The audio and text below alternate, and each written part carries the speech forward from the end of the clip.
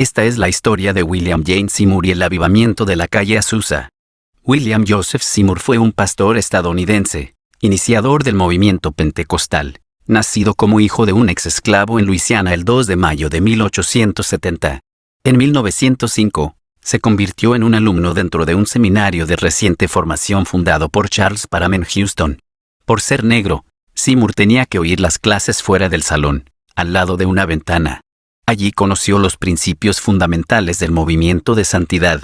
Más tarde se trasladó a Los Ángeles, California, para iniciar el servicio de la iglesia en 1906. Allí también experimentó el bautismo del Espíritu Santo. Sin embargo, su doctrina pentecostal fue eliminada de la parroquia donde fue nombrado. Buscando un lugar donde pudiera continuar con su trabajo, halló un edificio descuidado en el centro de Los Ángeles. El grupo creció rápidamente y tuvo que mudarse a la casa de Richard Berry el 9 de abril de 1906. Después de la imposición de manos de Seymour, comenzó lo que se conoce como el avivamiento de la calle Azusa. El predicador Seymour y el pequeño grupo de nuevos seguidores pronto se trasladaron a la casa de Richard y Ruth Barry, en el 214 de la calle North Bonnie Wright. Las familias blancas en las iglesias de santidad locales comenzaron a asistir, algo histórico del naciente movimiento pentecostal, ya que en los E.U. en esa época existían grandes discriminaciones raciales.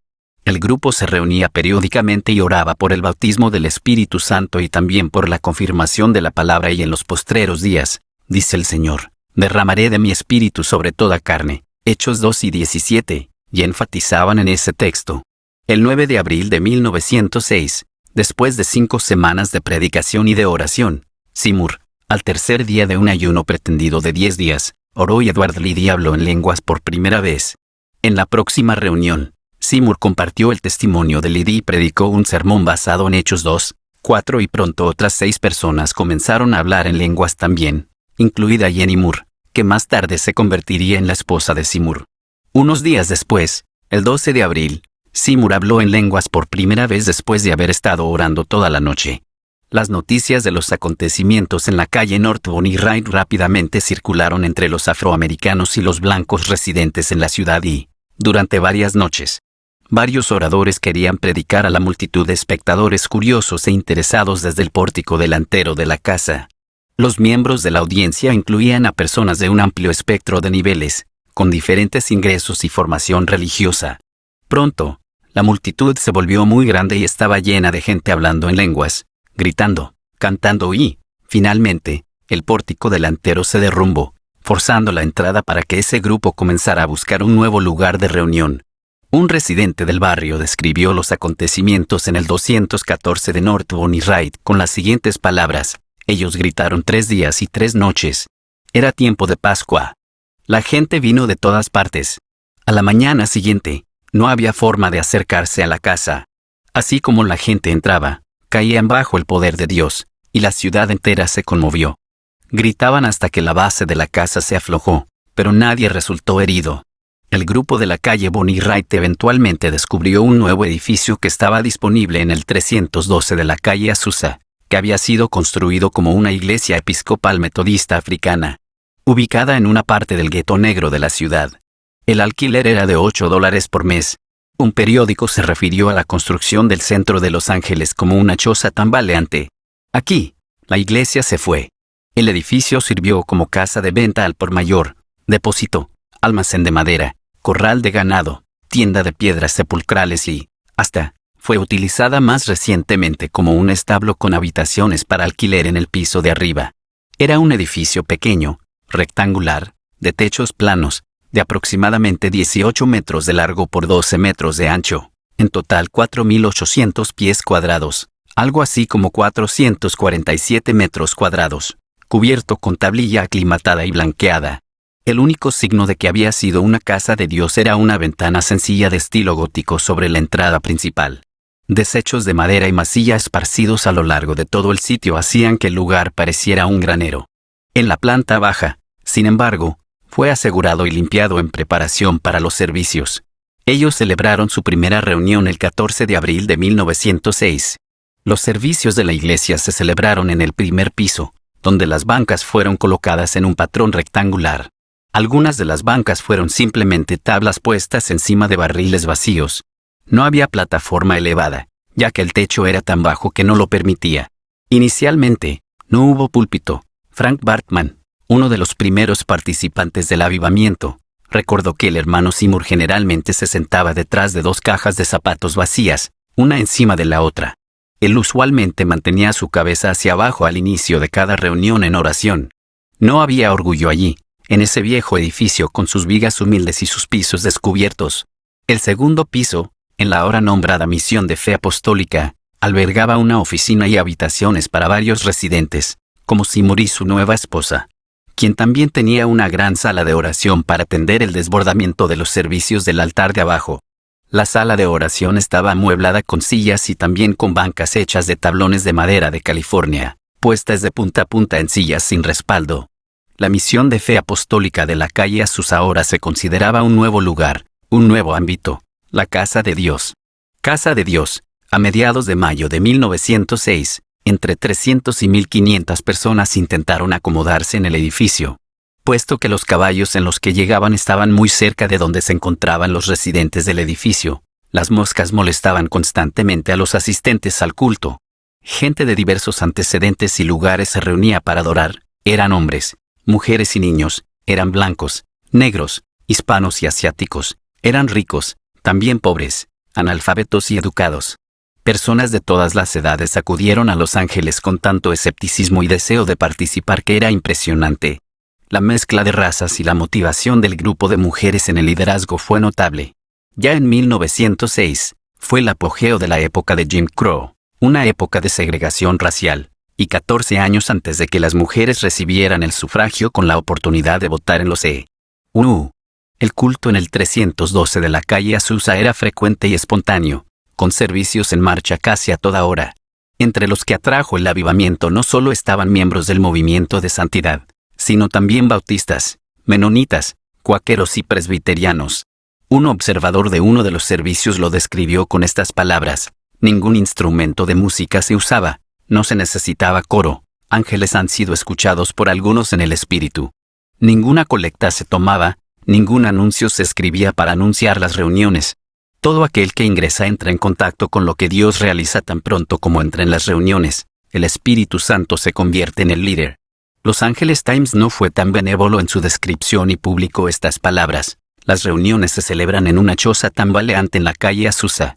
Los partidarios de la doctrina extraña practican los ritos más fantásticos, predican las teorías más salvajes y trabajan ellos mismos en un estado de excitación loca en un celo peculiar. Gente de color y unos cuantos blancos componen la congregación, y la noche se hace horrorosa en el barrio por los aullidos de los fieles, quienes pasan horas balanceándose hacia adelante y hacia atrás en una expectante actitud de oración y súplica. Ellos dicen tener el don de lenguas y ser capaces de entender la vociferación. Arce Forjan también fue agudo en su crítica y dijo: hombres y mujeres, blancos y negros, se arrodillaron juntos o se encontraron unos con otros. Una mujer blanca, tal vez de riqueza y cultura, podía verse lanzada atrás en brazos de un macho negro y sostenerla firmemente, así como ella se estremecía y sacudía en una imitación loca del Pentecostés horrible, una vergüenza terrible. La primera edición de la publicación de Fe Apostólica afirmó una reacción común a la de los visitantes del avivamiento, cuando predicadores orgullosos, bien vestidos, vinieron a investigar. Pronto su aspecto importante fue reemplazado por asombro, luego vino su convicción, y muy a menudo los encontrabas en corto tiempo revolcándose en el piso sucio, pidiendo perdón a Dios y haciéndolo como niños pequeños. Entre los relatos había informes de supuestos casos de ciegos que habían recuperado visión, enfermedades curadas al instante, inmigrantes hablando en alemán, yidis, español y todos hablando en su idioma natal a miembros negros sin educación que traducían al idioma inglés por una capacidad sobrenatural. Cantar era esporádico y a capela, de vez en cuando, en lenguas. Hubo periodos de silencio prolongado. Algunos asistentes fueron ocasionalmente asesinados en el espíritu. Los visitantes dieron su testimonio y miembros leyeron en voz alta los testimonios que fueron enviados a la misión por correo. Hubo oración por el don de lenguas, hubo oración en lenguas por los enfermos, por los misioneros y todas las peticiones fueron presentadas por asistentes o enviadas por correo. Hubo predicación espontánea y llamadas al altar para la salvación, santificación y el bautismo del Espíritu Santo. Mucha gente continuamente gritaba durante las reuniones. Los miembros de la misión nunca tomaron una ofrenda, pero había un recipiente cerca de la puerta para que cualquier persona que quisiera apoyar el avivamiento pudiera hacerlo. El núcleo básico de la misión de la calle Azusa nunca fue de más de 50 o 60 individuos, con cientos y miles de personas que permanecían temporalmente o a lo largo de algunos años en el lugar. A finales de 1906, la mayoría de los líderes de la calle Azusa se separaron para formar otras congregaciones, como la Misión Apostólica de la calle 51, la Misión de Fe Apostólica Hispana y la Misión Pentecostal Italiana. Estas misiones se componen en gran parte de inmigrantes o grupos étnicos. El sureste de los EU fue un área particularmente prolífica de crecimiento para el avivamiento, ya que el enfoque de Seymour dio una explicación provechosa para el clima espiritual carismático que ya había sido arraigado. En esas horas, otras nuevas misiones se basaron en predicadores que tenían carisma y energía. Casi todas estas nuevas iglesias se fundaron entre inmigrantes y también entre pobres. Diferencias doctrinales abundaban y muchas organizaciones y denominaciones independientes surgieron del avivamiento inicial. La Iglesia de Dios en Cristo se formó en 1907, las Asambleas de Dios y la Iglesia Pentecostal Unida se formaron en 1914. La Iglesia Pentecostal de Dios fue fundada en 1919. En la escuela bíblica Jan, hoy hay más de 500 millones de creyentes pentecostales y carismáticos en todo el mundo. La denominación pentecostal es actualmente la segunda en tamaño, detrás de la Iglesia Católica, y es la forma del cristianismo de más rápido crecimiento. Hoy en día, el avivamiento de la calle Azusa es comúnmente considerado como el comienzo del movimiento pentecostal moderno. En 1913, el avivamiento de la calle Azusa había perdido impulso. En 1915, la mayor parte de la atención de los medios y la multitud se había ido. Seymour se quedó allí con su esposa Jenny por el resto de sus vidas como pastores de esa pequeña congregación afroamericana, aunque él frecuentemente hacía viajes cortos para ayudar a establecer otros ayuntamientos en pequeños lugares que posteriormente cobraron vida después de que Seymour muriera. Jenny dirigió la iglesia hasta 1931, cuando la congregación terminó perdiendo el edificio. El edificio fue demolido y reemplazado por lo que se convirtió en el Centro Cultural y Comunitario Japonés-Americano de Los Ángeles. Después de haber sido hipotecado en 1938, William Joseph Seymour, un hombre lleno del Espíritu Santo e iniciador del movimiento pentecostal en los Estados Unidos, murió de un ataque al corazón en 1922, después de ser usado por Dios en gran manera.